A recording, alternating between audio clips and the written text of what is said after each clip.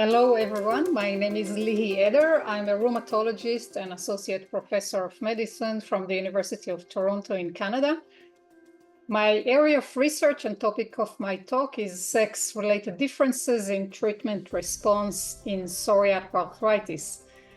So what are the key takeaways from my research or my talk? I'll be mostly emphasizing the fact that we have to start thinking about sex and gender differences in psoriatic arthritis and in other rheumatic diseases, because these are critical for care.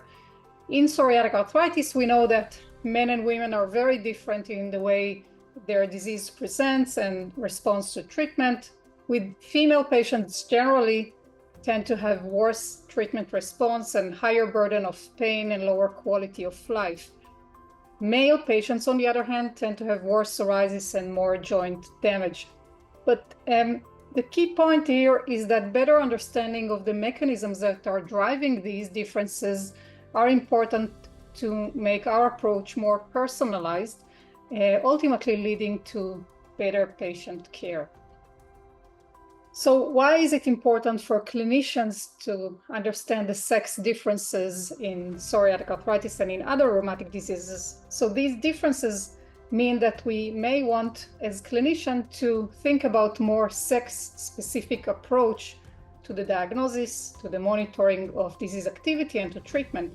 For example, if we know that female patients tend to respond less well to treatment, we may want to follow them and monitor the response to treatment more closely. Female patients may benefit from specific pain management, and also addressing the differences in social needs between men and women could influence the selection of treatment. In the future, we may want to consider the patient's sex when we select treatment, when we have better understanding of the differences in biologic mechanisms that are driving inflammation in psoriatic arthritis. So how does research help patients? With a better understanding of the mechanisms, both the biological and the sociocultural mechanisms underlying the differences in treatment presentation and response to treatment, we could lead to more personalized care of patients. This means that we might identify new targets for treatment.